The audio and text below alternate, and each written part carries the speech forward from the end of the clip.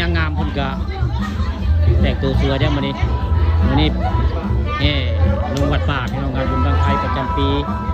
ของเจ้าบ้านนางตำบลนาตาลอำเภอตะงอยเลยลูกค้าวันน้องคำผสมมื้อนี้กะมาแต่เช้าจะได้มาร่วมงานแห่บุญบังไฟประจำปีของเจ้าบ้านนางตำบลนาตาลอำเภอตะงอยภูเขาคิดไปว่าวันที่9ได้สิมีการแห่บังไฟจากเขื่อนพะยูอ้วนลงไปวัดป่าบ้านนางตำบลนาตาลตอนนี้ก็ได้เวลาแล้วเตรียมพร้อมแล้วไว้นางงามคนก็มานะมาหลายแล้วนางงามคนก็ติดเข่าแล้วก็มีการแห่บอดลงไปคือได้ไปบริเวณวัดป่า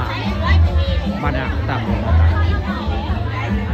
นางงามมาหลายได้มาหลายพอสมควรหลายบ้านมาสมทบมามีส่วนร่วมในงานบุญผ้าป่าวัดป่าบุญบังไฟประจำปีของบ้านนาง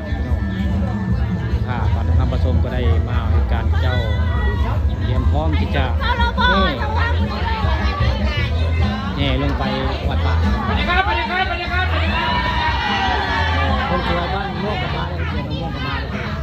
เรียนต้องประจำแล้วจะเกิดเป็นม่วงเตรียมเป็นม่วงกับมาได้หมดเลย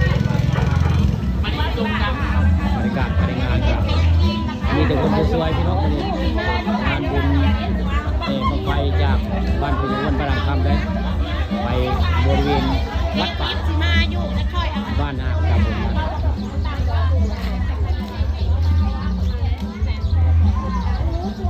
คนกะมาหลายคนควรเล่นนางรำนางฟ้อน